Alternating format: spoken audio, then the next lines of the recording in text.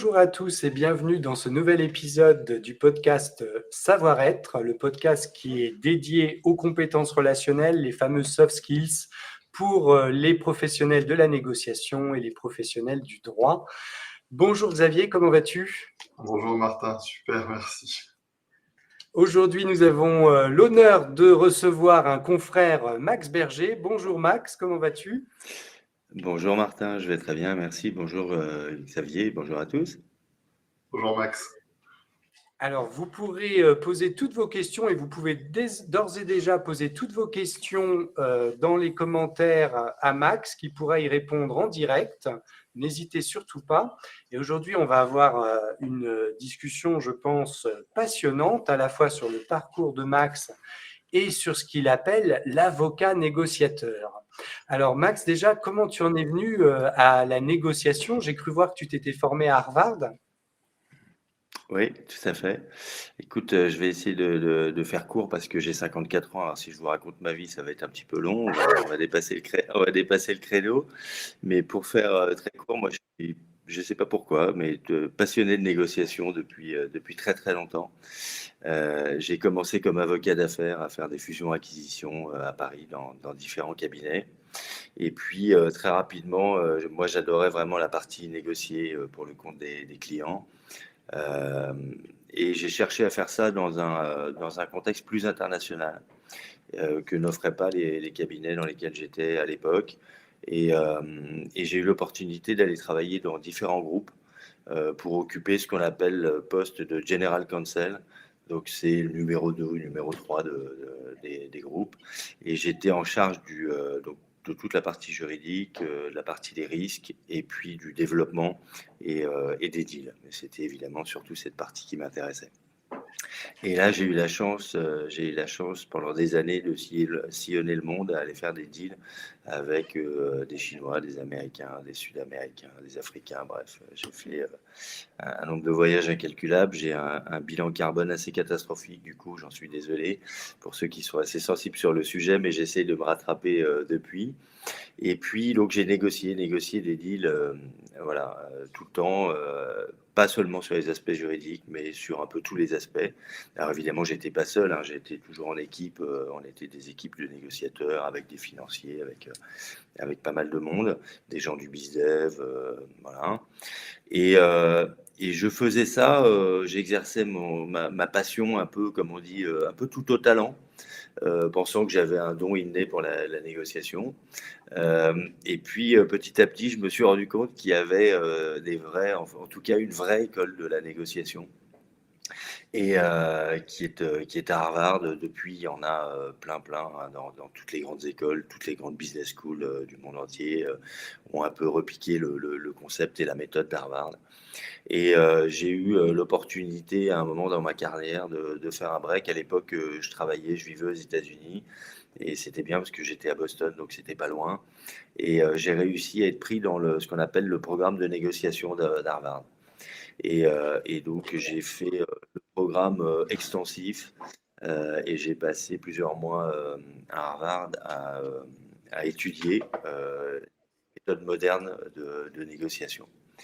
Et en fait, ça m'a paru important parce que si en tant que négociateur, je me suis rendu compte que l'expérience comptait beaucoup, j'ai trouvé ça aussi important et encore plus intéressant une fois que j'avais suivi tout ce programme, de le faire avec une méthode. Et j'avoue que franchement, ça a été un vrai changement dans ma vie, en fait, ce passage à Harvard, parce que j'ai énormément appris. J'ai eu la chance de pouvoir partager avec des négociateurs du monde entier, hein. On était 90 dans mon exécutif et dont 36 nationalités différentes. J'étais le seul Français. Et donc, on négociait tous les jours, des caisses, comme ils appellent ça aux États-Unis, qui est la grande force d'Harvard, c'est d'avoir des caisses qui sont très réels, très complets.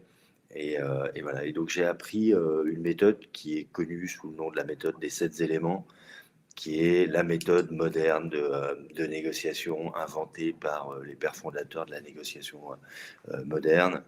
Voilà, qui est une approche de la négociation qui est hyper puissante, sur laquelle je pourrais revenir si ça vous intéresse très rapidement. Et voilà, et donc après cette expérience-là, j'ai continué à travailler en entreprise pour des grands groupes. Et puis, j'ai eu un peu un effet de cycle, comme on dit, après 17 ans passés en entreprise. Je ne me voyais pas revenir comme avocat parce que je me disais, je l'ai déjà fait, je ne vais pas le faire maintenant. Je faisais travailler beaucoup d'avocats, en revanche, avec des gros budgets sur des grosses opérations internationales.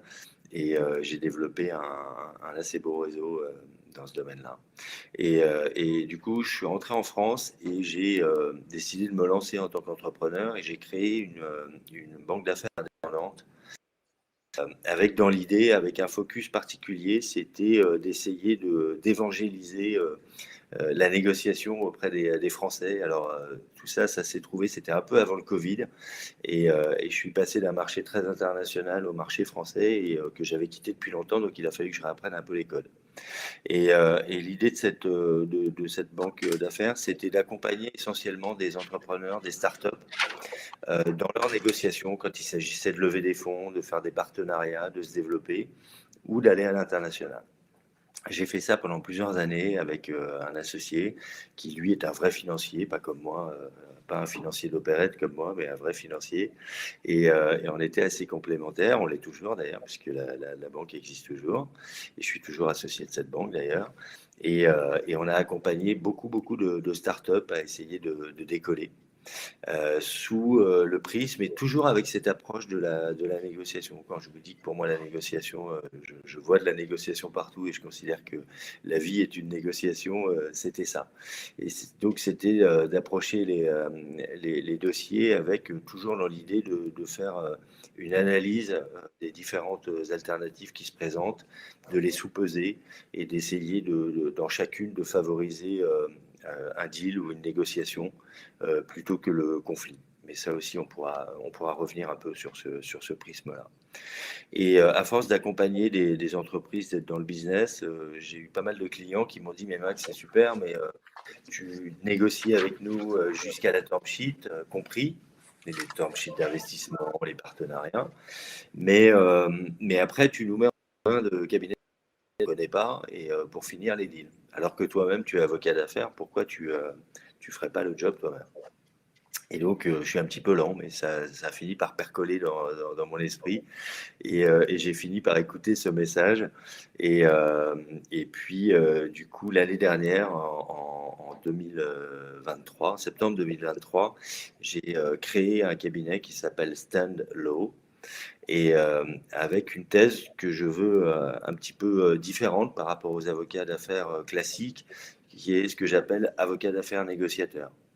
Et avec dans l'idée de partager mon approche de la négociation et des deals avec mes clients, de les former aussi à la négociation pour qu'ils soient toujours meilleurs et qu'un jour ils puissent se passer de nous. Euh, Avec que pour l'avoir vécu, hein, parce que comme vous, Martin et Xavier, et peut-être d'autres personnes qui nous suivent, on est avocat, on sait aussi que voilà, les procès, c'est long, ça coûte cher, les issues sont assez incertaines. Donc pour moi, le juridique, l'approche judiciaire est toujours une alternative à une négociation. Là où pour pas mal d'avocats, c'est plutôt l'inverse. C'est je vais un peu au combat et si j'y arrive pas, j'essaierai de négocier.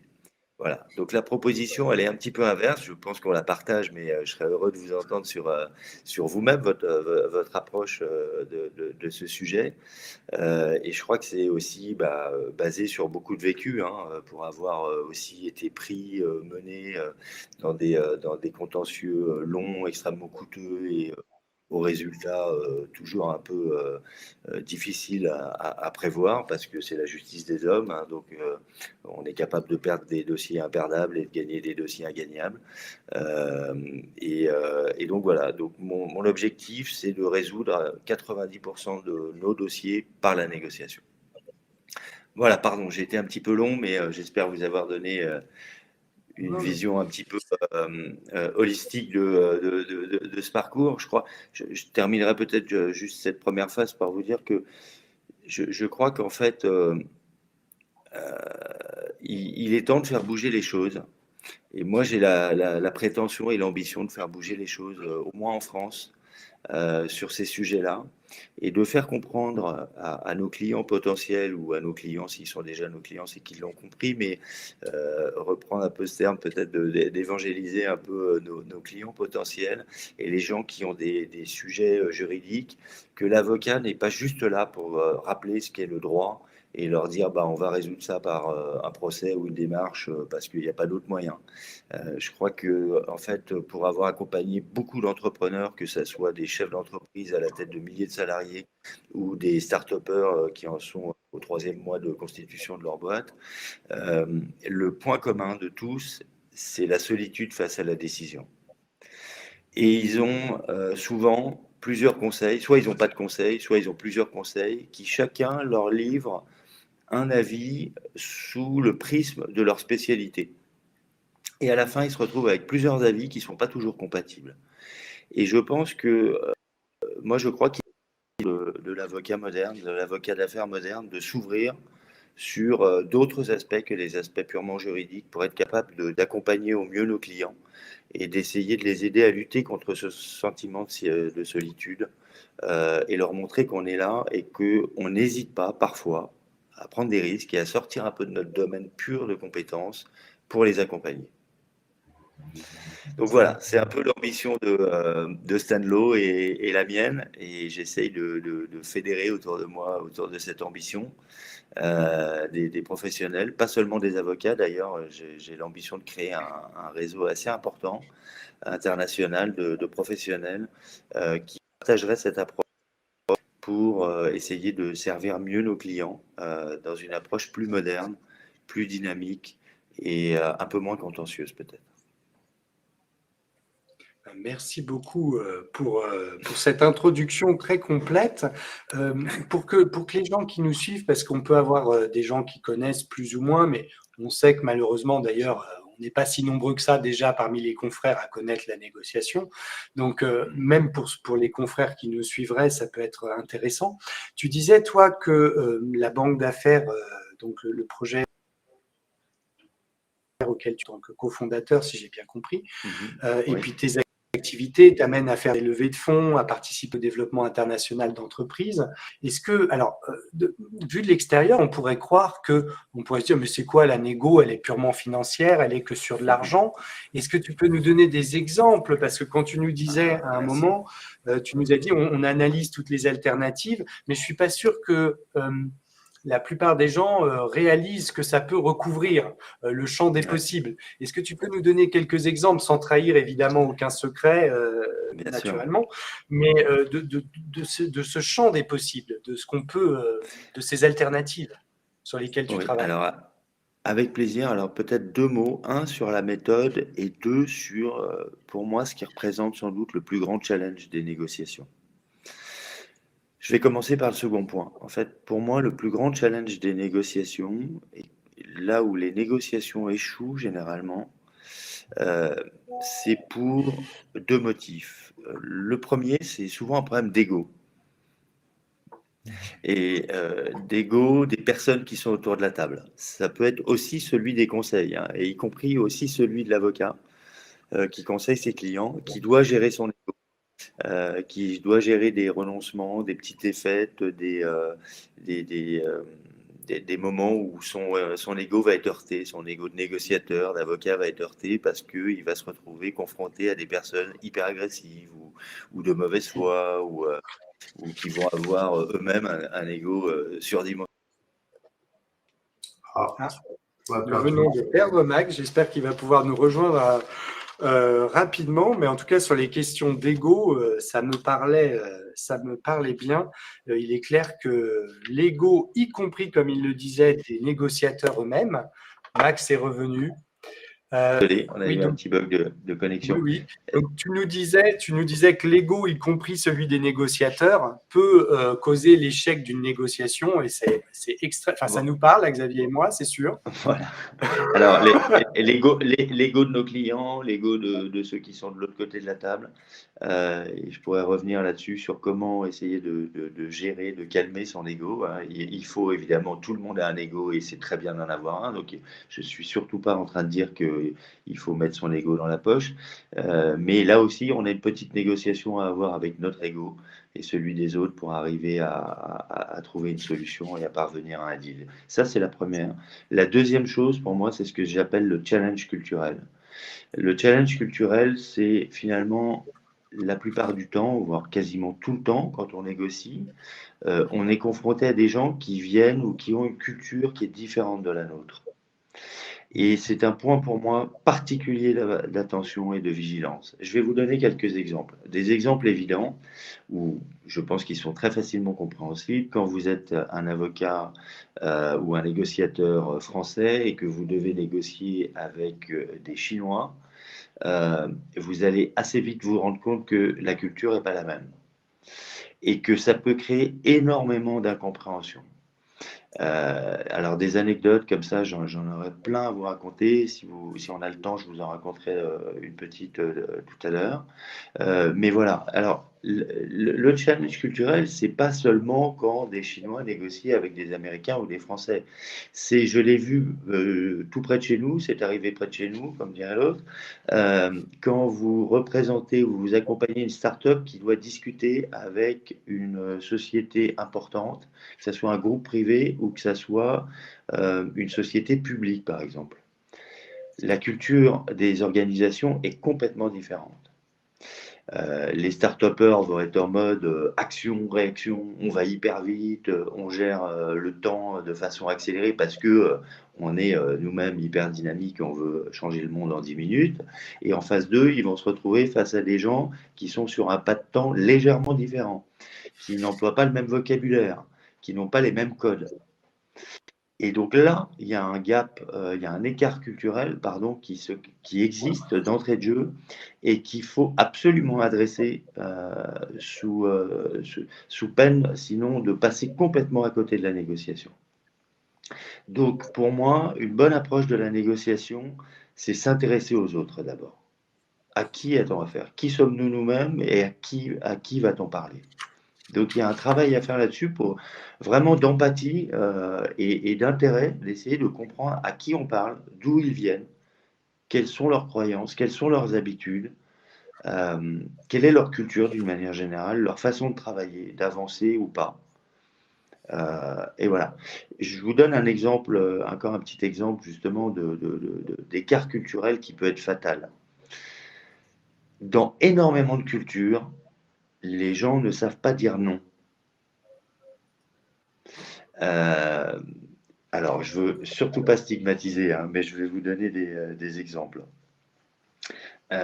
Quand vous discutez avec des gens originaires d'Afrique ou du Maghreb, la plupart du temps, vous leur posez une question, vous les mettez face à un problème, ils vont vous dire, il n'y a pas de problème. Mais oui, bien sûr, tout ce que vous leur demandez, ils vont vous dire oui. Alors qu'au fond d'eux-mêmes, en fait, ils ne sont pas d'accord. Pourquoi est-ce qu'ils font ça? C'est parce que c'est culturel chez eux. C'est parce que ça ne se fait pas de dire non clairement à quelqu'un, surtout en public. Donc si vous ne savez pas ça, vous allez prendre un oui pour un oui, alors que le oui veut dire non.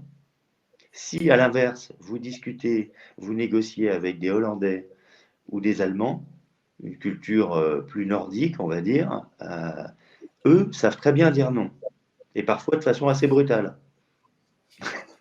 Et là, si vous n'êtes pas prêt, ça va vous faire bizarre. Mais au moins, ça a l'avantage d'être très clair. Donc voilà, ça, ce sont des exemples de sujets qui appartiennent pour moi au challenge culturel, qui est fondamental pour la négociation. Maintenant, sur la Et alors, méthode. Alors, pardon, vas-y, si tu as une question, Martin. Pour qu'on aille au bout de ton exemple, imaginons donc tu as un interlocuteur qui a une culture où ça ne se fait pas de dire non à un non franc et direct. Il te dit oui, oui. Tu sens bien qu'il faut creuser, mais qu'est-ce que tu fais alors pour t'assurer que la négo va pas capoter? Comment? Voilà, c'est ça qui montrera tout l'intérêt à ceux qui nous regardent et qui nous écoutent de la négo. Comment tu mets? Bien sûr. Est-ce que ta méthode te permet de t'en sortir? Alors, ma méthode, d'abord, je tiens à dire que aujourd'hui, j'ai une méthode de négociation qui est bien à moi, mais qui évidemment se fonde sur tout ce que j'ai appris. J'ai la chance d'être dans pas mal de réseaux de négociateurs, d'avoir beaucoup lu de bouquins de négociation, donc de m'être imprégné de beaucoup d'approches différentes, que ce soit des négociateurs du RAID, du GIGN, du Mossad, ou des négociateurs purement business. Finalement, on se rend compte que les approches sont pas si différentes. Les techniques sont différentes, les approches sont pas si différentes. Et que finalement, au risque de choquer certains, mais négocier avec un grand chef d'entreprise ou avec un forcené reclus dans une prison avec 9 otages, en termes d'ego, il n'y a pas toujours énormément une différence fondamentale. Et donc, on peut être surpris des similitudes des cas de figure dans lesquels qu'on peut traverser. Ça, c'est le premier point. Donc moi, face à ce genre de situation, je vais faire deux choses. D'abord, je vais essayer de faire comprendre à la personne que, indépendamment de sa culture, on a tous le droit de dire non, ou en tout cas de ne pas être tout à fait d'accord avec quelque chose, et qu'il ne faut pas hésiter à le dire. Parfois, ça peut permettre à des gens qui ne se sentaient pas prêts à dire non, de se sentir autorisés à le faire. Et comme certains négociateurs le pensent, et j'en fais partie, une vraie négociation commence à partir du moment où la personne de l'autre côté de la table a dit non. Tant que la personne en face de vous vous dit oui, vous pouvez entendre intuitivement une petite musique intérieurement qui vous dit je sens que c'est un oui, mais. Et donc, tant que c'est un oui, mais, c'est pas un vrai oui. Donc, autant, si jamais il y a des réticences, autant laisser le non s'exprimer parce que c'est à partir de là qu'on va pouvoir travailler. Donc, je vais essayer de faire comprendre à la personne, peut-être moi-même en donnant l'exemple, en disant que je ne suis pas d'accord ou que mon client n'est pas prêt à accepter telle ou telle chose. Donc, donner une chance au non de s'exprimer. La deuxième chose, c'est si je vois que malgré ces précautions, je n'arrive pas à faire exprimer un non que je sens sous-jacent ou que je suspecte de se cacher derrière un oui, je vais rentrer dans le comment. C'est-à-dire qu'au-delà du quoi, je vais rentrer dans le comment. Parce que vous me dites oui, vous êtes d'accord avec ça, alors concrètement, comment est-ce qu'on va faire? Est-ce que ça veut bien dire que là, on est d'accord pour une livraison à telle date, par exemple?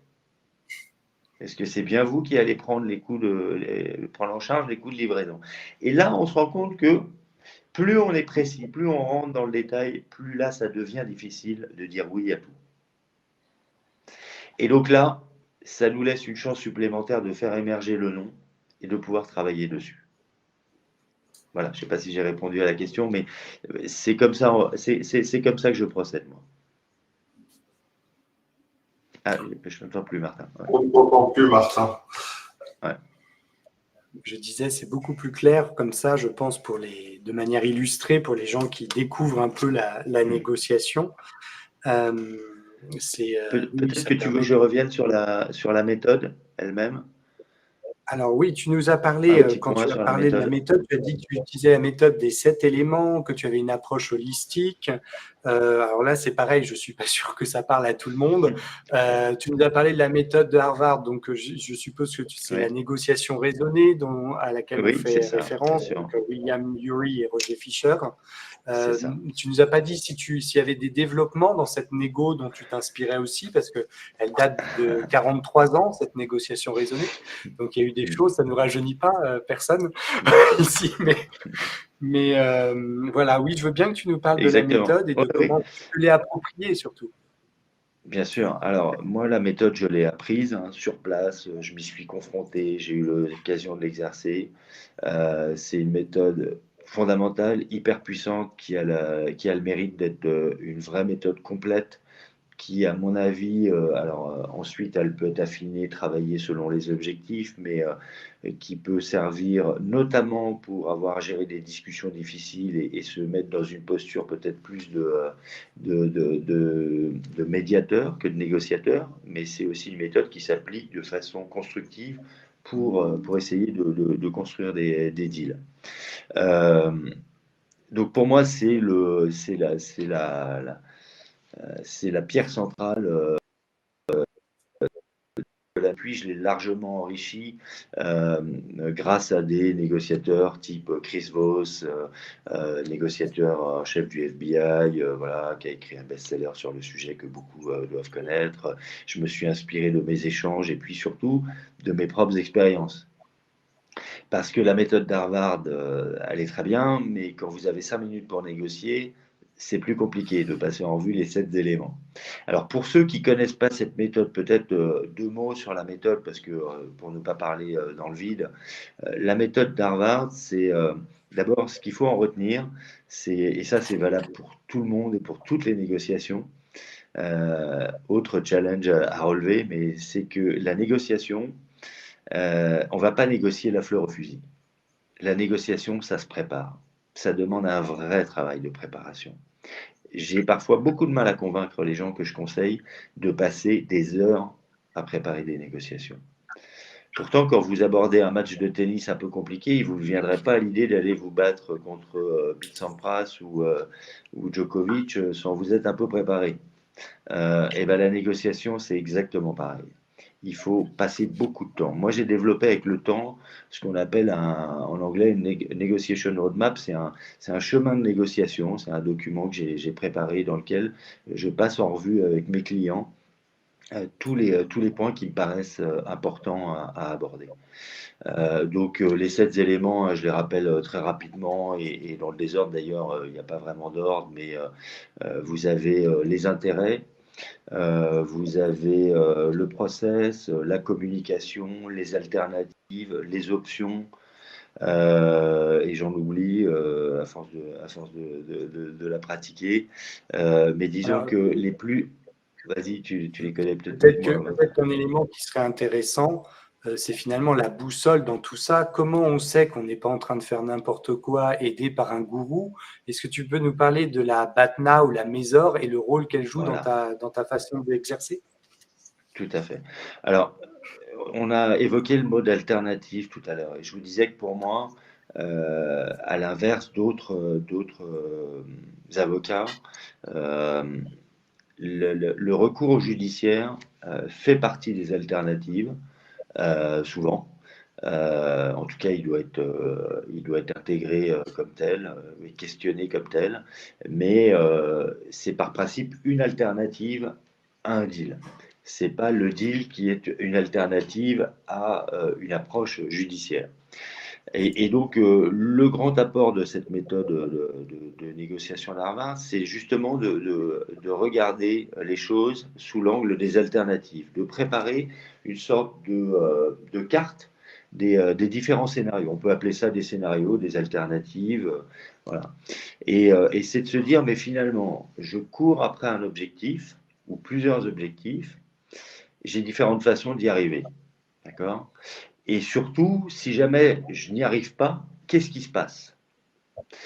Parce que finalement, on court après un objectif, on court après un deal, mais tant qu'on n'a pas évalué les alternatives à ce deal, finalement, c'est un peu comme avancer dans le brouillard. Parce que comment juger du fait de savoir si un deal est plus intéressant que faire autre chose?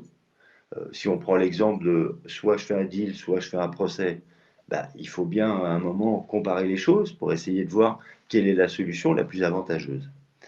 Euh, Ça, c'est le premier élément. Donc, il faut construire son deal idéal et puis le confronter à différents scénarios en se disant finalement, si ça n'arrive pas, qu'est-ce qui se passe dans la vraie vie? Alors, c'est très bien parce que ça va nous permettre non seulement de lister les différents scénarios, mais aussi de les sous-peser et de se dire, bon, bah, finalement, si j'arrive pas à un deal, j'ai quand même une très bonne alternative parce que si je vais au tribunal, j'ai 9 chances sur 10 de gagner. Alors, ça sera peut-être plus long, ça va peut-être coûter de l'argent, mais finalement. Donc, dans ce cas-là, mon intérêt, ma motivation à parvenir à un deal qui va peut-être me demander, sans doute me demander de faire des concessions, eh ben, je dirais qu'il est un peu réduit si je sais que j'ai une très bonne alternative. En revanche, si mes alternatives sont très mauvaises, si, pour toujours reprendre cet exemple de l'alternative du procès, est très mauvaise parce que la jurisprudence me dit que, en gros, ou la loi me dit que j'ai très très peu de chances de faire prospérer mon cas devant les tribunaux, je suis là pour le coup très très motivé à parvenir à un deal. Et ça, c'est fondamental parce que comme ça, vous dessinez votre feuille de route et c'est un peu comme faire du ski sur une piste. Vous, au moins, dans le brouillard, vous ne savez pas où la piste s'arrête, où elle commence. Là, vous faites du ski, mais en ouvert et par beau temps. Et vous avez défini les bornes de votre piste, et vous savez même ce qui se passe si vous sortez de la piste. Donc le sujet des alternatives, il est fondamental. Ça, pour moi, c'est un des très très gros apports de la méthode Larvar. Le deuxième, ce qui est hyper puissant et beaucoup plus difficile à faire pour le négociateur, c'est de partager cette méthode.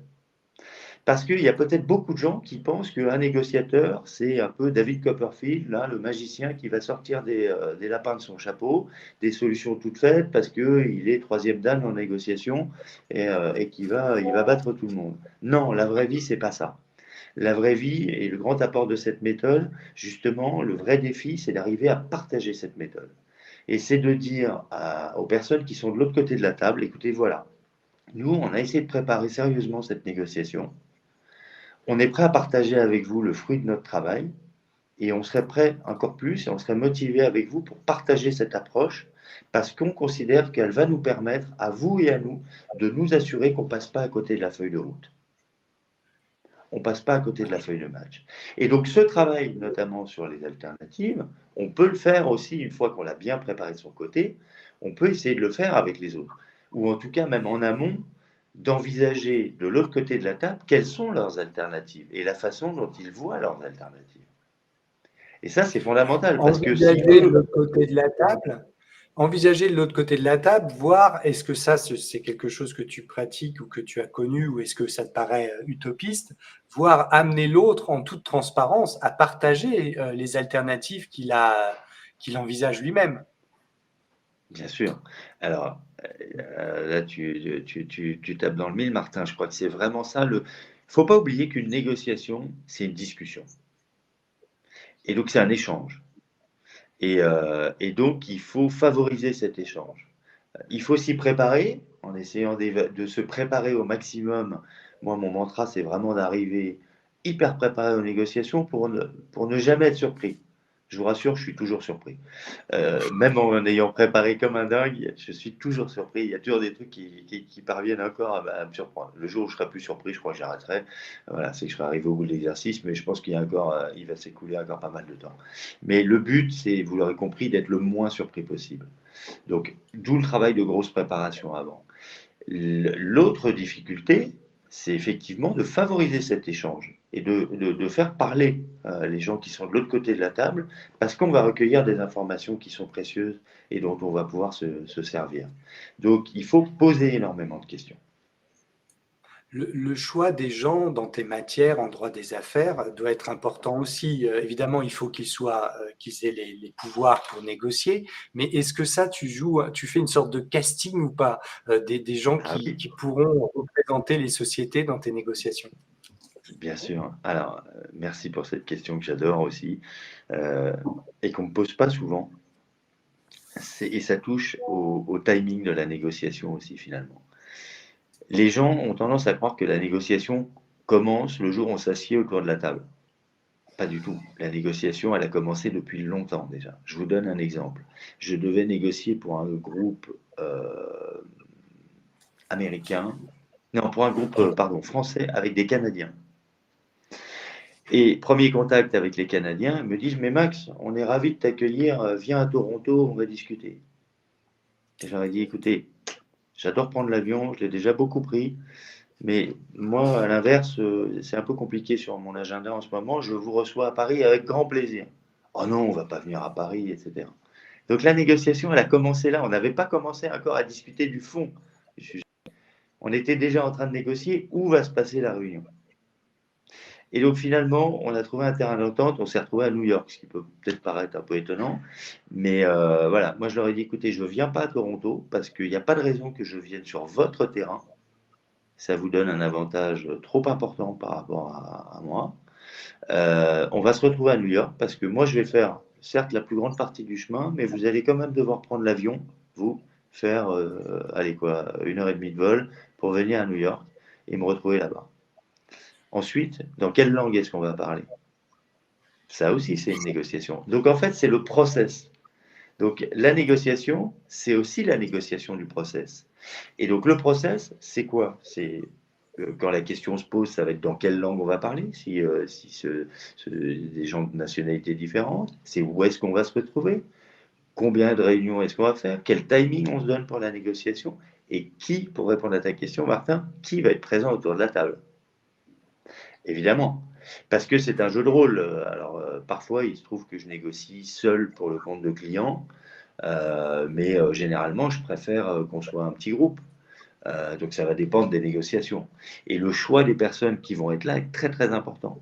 Et là où c'est délicat, c'est assez facile de faire monter des gens sur une négociation, c'est plus difficile d'en exclure.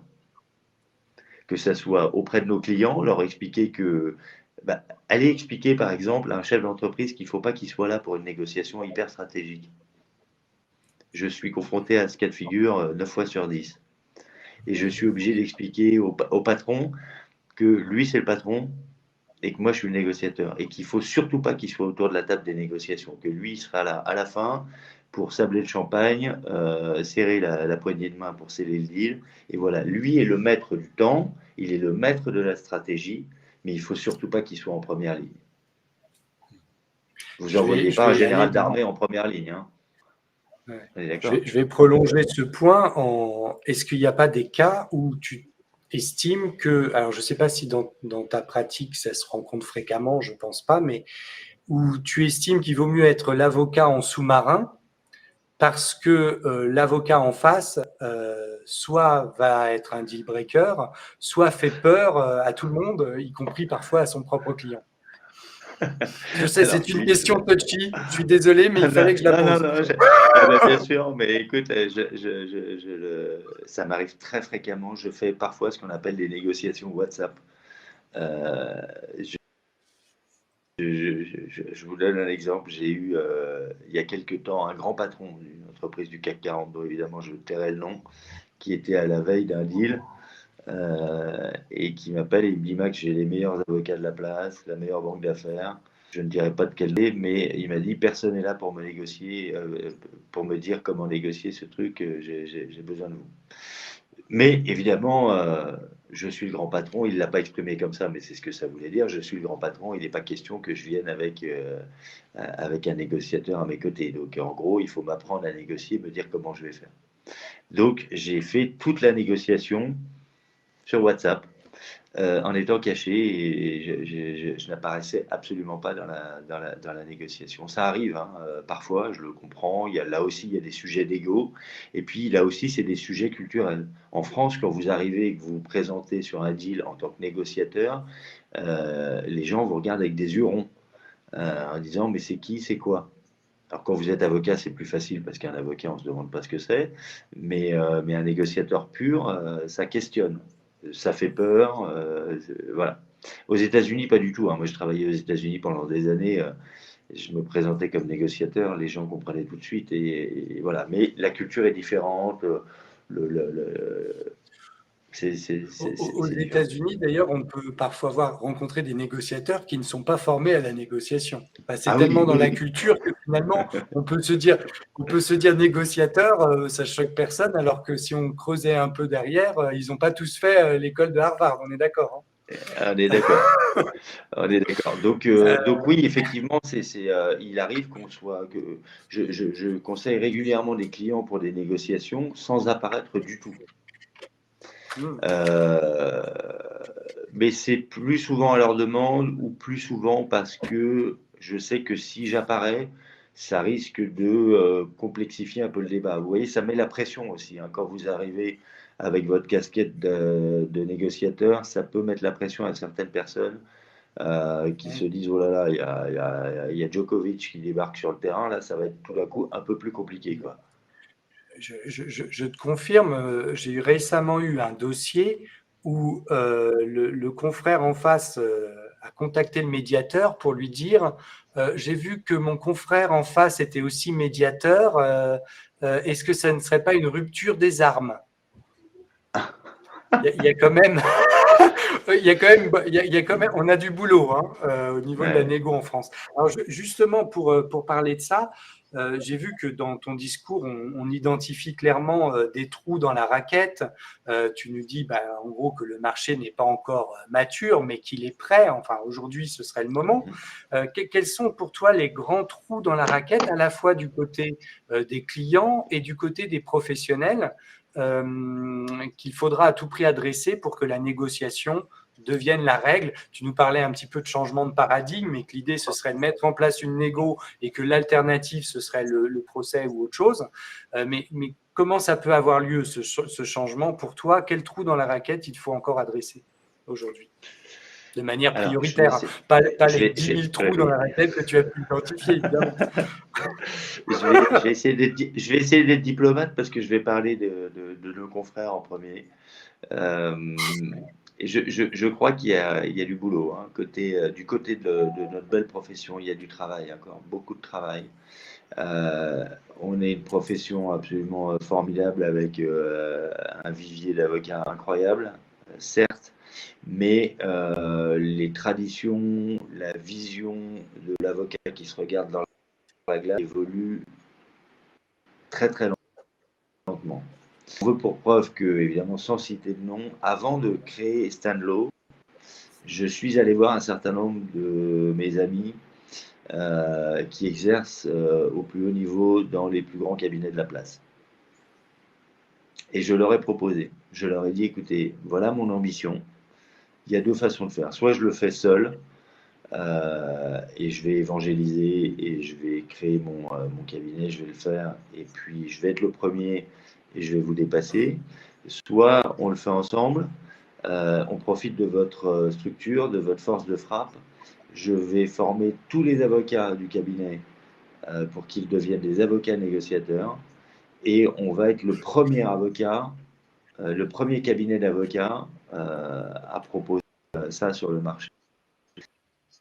Ils m'ont tous dit, alors politesse, d'autres réellement parce qu'ils le pensaient, qu'ils adoraient l'idée, qu'ils trouvaient ça super. Et finalement, ça ne s'est pas fait. Ou en tout cas, ils m'ont dit, bon, entre contact, etc. Mais dans le timing qui était le mien, c'était pas. Donc ça montre à quel Culturellement, point, il en fait, n'arrivait pas. voilà, Il n'arrivait culturellement, pas à je dire pense qu'ils n'arrivaient pas. Non, voilà, ils n'arrivaient pas à dire non. Donc c'est très bien vu, c'était exactement ça. Ils ne voulaient pas me vexer, je pense, ou voilà. Je pense que très franchement, j'en ai convaincu un certain nombre qui auraient aimé y aller, mais le poids des structures, le poids des habitudes. Mais Max, est-ce qu'on va pas trop sortir de notre rôle? Est-ce qu'en termes de responsabilité, c'est pas dangereux? Est-ce que et ceci et cela, etc. Donc, malheureusement, c'est un peu le défaut des avocats et des juristes, c'est d'aborder les opportunités sous l'angle des risques, avec un prisme très, très, très risque, très branché sur les risques. Sur Donc la voilà, ça question de c'était. la structure, sur la question de la structure, est-ce que c'est pour toi, c'est du domaine simplement de la croyance et voilà, du fantasme, ou est-ce qu'il y a une vraie question à se poser en matière de structure? Parce que moi, quand je me suis lancé là-dedans et que je me suis dit, bon, je vais plus faire que 100% de négo, je me suis quand même aperçu qu'il était maintenant difficile pour moi de recruter un collaborateur en réalité. Parce que si je le forme à la méthode, en fait, il va suivre la négo. Il n'a plus besoin de moi, en fait, il fera toute la négo. Il n'est pas question que je lui dise au deuxième rendez-vous, je suis désolé, j'ai un rendez-vous plus important, donc aujourd'hui, c'est toi qui iras à la deuxième réunion de négo. Donc, c'est des vraies questions quand même sur la structure des cabinets. Ça aura un impact, non? Qu'est-ce que tu en penses? Alors, j'avoue que je ne sais pas trop. Bon, moi, l'expérience est assez nouvelle pour moi d'exercer en tant que négociateur avec ma casquette d'avocat et de vouloir concilier les deux.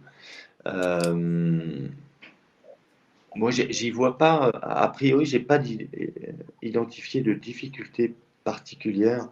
Je crois que la difficulté, elle est plus dans le changement des mentalités et dans le positionnement que l'avocat veut occuper. Et je pense que nos confrères qui prennent pas le train en marche vont s'en mordre les doigts. Parce que pour conseiller au quotidien des entreprises et des chefs d'entreprise exclusivement que ça, je crois pouvoir dire que je connais les attentes de nos clients.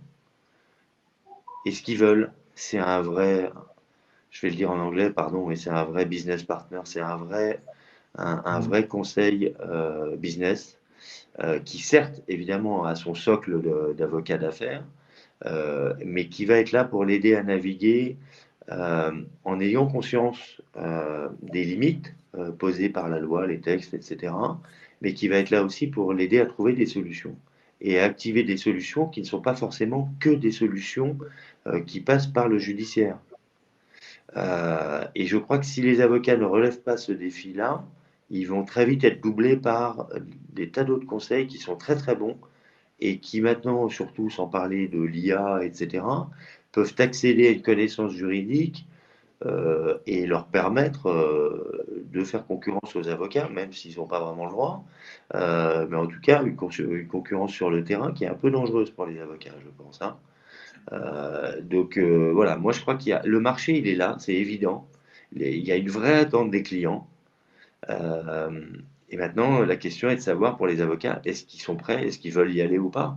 Moi, j'ai clairement répondu à cette question et j'y vais, j'y suis et j'y retourne, comme dirait l'autre. Mais voilà, c'est le vrai défi. Euh, Cette notion côté de business, client, pardon, cette notion de pardon. business partner, elle fait vraiment écho même pour les particuliers en réalité. Ah bah bien Aujourd'hui, sûr. les particuliers nous demandent un vrai accompagnement, un vrai suivi, des options et de choisir aussi. Donc, en fait, ce que tu dis est vrai tant pour les entreprises que pour les particuliers. Ah, mais Pardon. non, non, mais tu as entièrement raison de le souligner parce que je ne voudrais pas laisser entendre que je m'adresse qu'aux entreprises ou aux entrepreneurs. Il se trouve que moi, je conseille essentiellement des entreprises et des entrepreneurs. Mais j'ai régulièrement des demandes et je comprends tout à fait, bien sûr, que les particuliers aient les mêmes attentes et c'est bien naturel. Pourquoi aurait-il des attentes différentes? Non, et, à leur niveau, ils sont aussi confrontés à des sujets qui demandent un accompagnement qui dépasse l'accompagnement du prisme purement légal. Et voilà. Donc, de la même manière que d'autres professions n'ont pas hésité à sortir de leur précaré pour venir un peu grignoter les plates-bandes des avocats, je vois pas, je suis pas sûr qu'il soit d'un bel avenir pour les avocats de rester strictement sur leur cœur de métier, hein, ou de ne pas envisager leur métier d'une façon un peu plus moderne et complète que ce qu'ils font aujourd'hui, hein, même si le droit est toujours plus complexe. Euh, voilà. Et côté client, j'ai pas de doute là-dessus. Alors, et une des raisons qui m'a aussi amené à remettre la robe, c'est que en France, comme je vous le disais tout à l'heure, vous vous présentez comme négociateur, les gens vous regardent avec des yeux ronds. Ah bon, tu travailles dans l'immobilier ou ah t'es au GIGN ou non non, je suis juste j'accompagne des entrepreneurs dans leurs négociations. Mais c'est pas intuitif. Pour les gens, c'est simple. Hein. Un pompier, un avocat, tous les métiers à uniforme, c'est simple. Dès qu'il n'y a plus d'uniforme, c'est plus compliqué. Donc, et en plus, j'ai fait un constat, c'est que quand vous arrêtez les gens dans la rue, vous leur dites, pour vous, qui négocie? 8 fois sur 10, ils vous répondent, bah, les avocats. Alors que pour nous qui sommes avocats, on sait très bien que la réalité, c'est pas du tout celle-là. Les avocats négocient dans leur domaine de compétences, des clauses contractuelles, etc. Mais en dehors de ça, combien d'avocats ont la vision que nous avons, nous, en réalité? Très peu. Les avocats au quotidien négocient, mais sur des positions. Ils négocient sur des positions et ils négocient dans leur strict domaine de compétences. Là où les clients attendent que leur avocat, bien sûr, soit là pour leur rappeler la loi, les aider à naviguer dans l'univers juridique toujours plus complexe dans lequel on évolue tous, mais soit aussi capable d'apporter cette compétence de négociateur pour leur permettre d'adresser d'autres sujets et d'aborder les problèmes avec une vision plus globale, dans lequel le juridique est un élément parmi d'autres. Je vous disais tout à l'heure, qu'est-ce qui fait échouer les négociations? Généralement, c'est des problèmes d'ego ou des problèmes de culture. Moi, j'ai rarement vu des négos échouer pour des problèmes juridiques, hein. Alors, sauf quand vous avez des sujets de concurrence, de concentration, etc., où là, vous pouvez vous faire rattraper. Mais généralement, on finit par se mettre d'accord. Quand les entrepreneurs ont la vraie volonté de faire un deal entre eux, si les juristes viennent commencer à leur expliquer qu'il n'y a pas de deal du tout qui est faisable, etc., c'est compliqué, hein. C'est pas, même je vais plus loin, les négociations n'échouent pas pour des problèmes économiques, parce qu'on n'arrive pas à se mettre d'accord sur les chiffres, non. Mon expérience, c'est qu'on arrive toujours à se mettre d'accord sur les chiffres, toujours à se mettre d'accord sur les sujets juridiques. Là où on n'arrive pas à se mettre d'accord, c'est sur les sujets d'ego et sur les sujets de culture. Et c'est pour ça que ce sont eux les plus grands défis.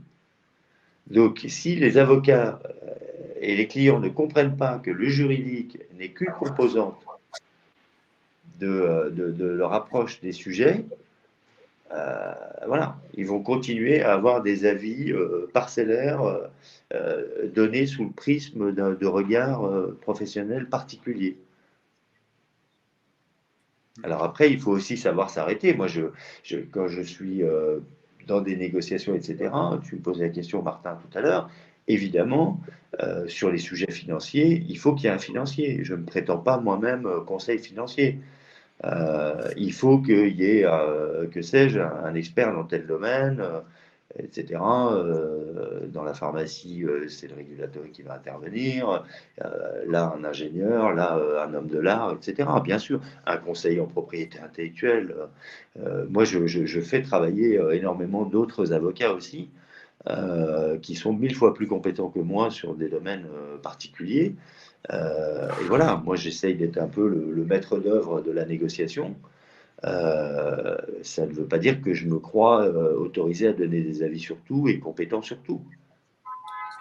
Tout à l'heure, pardon, excuse-moi Martin, tout à l'heure tu as parlé d'équipe de négociation et là je trouve ça très intéressant en effet, c'est de mettre en avant un réseau, un partenariat, des bonnes personnes au bon moment pour aider à ce que l'accord se fasse. Et ça c'est vrai qu'on oublie d'en parler, mais très souvent en fait on est rarement seul en fait quand on va en négociation. Il y a toujours d'autres personnes avec nous qui peuvent influencer, peser et qui d'ailleurs peuvent avaliser des choix ou des doutes. Et c'est tant mieux parce que c'est dur d'être seul d'abord. De tous les côtés de la table, c'est toujours dur d'être seul, surtout si on est seul face à plusieurs personnes. Donc il y a toujours une notion un peu d'équilibre qu'il faut essayer de trouver, hein. Voilà, c'est important d'être plusieurs. Ça apporte là aussi du contradictoire, hein, même de son côté de la table. C'est très important et nous, avocats, on sait ce que ça veut dire, hein. Et puis, c'est un jeu de rôle, hein, souvent la négociation aussi. Donc chacun a une partition à jouer. Parfois, on est un peu tenté, on fait un peu du Starsky et Hutch, hein. Donc, il y a le bon, il y a le mauvais, et c'est très important qu'il y ait cette notion de relais. Et le deuxième point que je voudrais dire aussi, et c'est aussi pour ça que je fais ça, je crois qu'il y a quelque chose de vertueux là-dedans aussi. Nos clients, c'est rare, hein, moi, alors il y a deux cas de figure. Parfois, on m'envoie au front tout seul pour négocier. Parfois, je négocie aux côtés de mes clients. Mais je les prépare avant et j'essaye de partager avec eux mon approche de la négociation pour qu'on soit plus efficace en négociation, qu'eux-mêmes soient meilleurs et qu'ensemble on soit meilleurs. Ça n'a aucun intérêt s'il n'y a que moi qui ai toutes les clés de la négociation et lui pas, hein. Donc je crois que l'idée c'est aussi il y a une sorte de partage de compétences là-dedans. Et pour faire en sorte, moi je suis parti sur des négociations au Brésil, il y avait 15 personnes de chaque côté. Vous imaginez le truc à gérer. Mais chacun avait son rôle. et j'ai formé toute l'équipe. Et on a été bien meilleurs comme ça, parce qu'on était tous, on partageait tous la même approche avec des rôles différents. Donc c'est fondamental. Et je pense, et moi ce que j'ai remarqué, pardon, mais c'est que nos clients généralement sont très avides d'apprendre à comment s'améliorer en égo. Donc il ne faut pas hésiter parce que je pense que c'est un service supplémentaire qu'on peut leur rendre. Et donc c'est gagnant pour tout le monde, je pense. Hein. Tu parlais du besoin de tes clients d'être sensibilisés, voire formés à la négociation, mais est-ce que les autres tiers qui peuvent intervenir parce qu'on a besoin d'un conseil en propriété intellectuelle, parce qu'on a besoin d'un financier, est-ce que tu veilles dans une certaine mesure à ce qu'ils soient aussi sensibilisés à la méthode, ou est-ce que le marché fait qu'aujourd'hui, on doit prendre ce qu'il y a un petit peu? Et la deuxième question, dans le même ordre d'idée, quand tu disais une négo avec 15 personnes de chaque côté, par exemple au Brésil, est-ce que tu as mis en place ou réfléchi à une logistique spécifique à ça? Parce que la spécificité quand même de la négo, c'est qu'il faut qu'on soit tous présents aux réunions. Enfin, tous les hommes clés, les hommes ou femmes clés, hein, c'est pas du sexisme ce que je suis en train de dire. Tous les hommes et femmes clés doivent être présents à chaque réunion a priori. Donc, comment tu réfléchis à ça? Alors, c'est hyper compliqué. Alors, pour répondre peut-être d'abord à ta première question, moi, je peux, parce que c'est ma passion, dès que je peux, j'essaie de populariser mon approche de la négociation. Parce que je suis convaincu que c'est pas en la gardant pour moi que ça va prospérer. Il faut qu'elle soit partagée. D'ailleurs, elle est challengée parfois. Et j'adore ça. Et j'adore me confronter à d'autres négociateurs, d'autres négociatrices, apprendre toujours. Et on apprend tout le temps et souvent de ses échecs. Ça m'est arrivé, hein, vous ne m'avez pas posé la question, mais ça m'est arrivé de planter des très très belles négociations aussi. Hein. Et bon, c'était il y a un bout de temps, mais ça arrive et ça peut m'arriver encore demain. Je ne suis pas un magicien, encore une fois, et ce n'est pas une science exacte. Voilà. Donc on commet des erreurs, on apprend de ses erreurs, on s'améliore et voilà. Ça, c'est la première chose. Donc quand je peux et que j'ai l'opportunité d'avoir un intervenant spécifique qui va venir dans le cadre d'une négociation, de deux choses une. Soit j'ai un peu de temps pour le former un peu, pour que ça soit le plus profitable possible, soit on n'a pas le temps, pas les moyens, etc. Et dans ce cas-là, je lui plante au moins le décor pour lui expliquer bien le contexte dans lequel il intervient, et sans évidemment lui, il doit dire au lui sachant, c'est lui l'expert, ça va peut-être être plus sur la façon de le dire. La posture ou la posture ou le timing, voilà, ce sont des choses qui parfois sont un peu imperceptibles comme ça, mais qui peuvent avoir leur importance. Pour ce qui est de la logistique c'est souvent un vrai sujet, hein, mais ça aussi, ça fait partie du process de la négociation. Parce que quand vous négociez et que vous avez besoin d'avoir des gens très importants dans leur organisation, présents à 5, 6, 10 séances de négociation, tous les convaincre qu'il faut monter dans l'avion, aller passer 3 jours à l'autre bout du monde, revenir, etc., sans compter ce que ça coûte, etc., les risques d'avoir tout le monde dans le même avion, enfin bref, aligner les agendas de tout le monde, c'est une vraie négociation en soi déjà, hein, et un vrai casse-tête. Donc, bien sûr, dans l'idéal, il faut que toutes les personnes clés soient là. L'expérience montre que, genre, moi en tout cas, j'arrive assez rarement à ce beau résultat. Souvent, pour des raisons X ou Y, tout le monde ne peut pas être là, il faut composer avec. Et puis parfois, il faut faire un peu de judo, il faut s'en servir aussi. Parfois, il faut aussi organiser l'absence de certaines personnes. De la même manière qu'il ne faut pas avoir le dirigeant en première ligne, parfois, il est mieux de ne pas avoir certaines personnes présentes à certaines réunions. Pourquoi? Pour la simple et bonne raison que quand le sujet va être abordé, vous allez négocier, vous allez avancer, au bout d'un moment, vous allez dire, mais stop, en fait, parce que là, je n'ai pas l'autorité pour trancher sur ce point-là. Là, il va falloir qu'on recueille l'avis de telle personne qui est l'expert dans ce domaine ou qui a autorité dans ce domaine pour trancher sur ce point.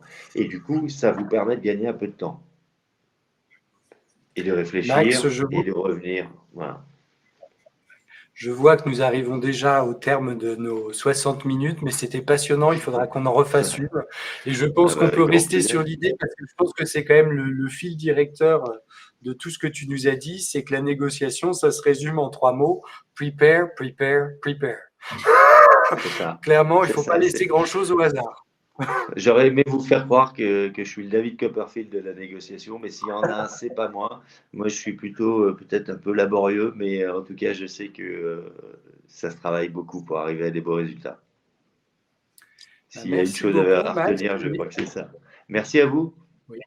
Merci beaucoup. Si les gens ont besoin de te contacter, ils peuvent le faire par ton LinkedIn, Bien sûr, avec grand par plaisir. exemple. Oui. Par Super. exemple. Merci beaucoup et à très bientôt. Et à la semaine prochaine pour tous, nous recevrons un magistrat. On ne vous en dit pas plus, mais suivez-nous la semaine prochaine. À bientôt. Merci Super. beaucoup.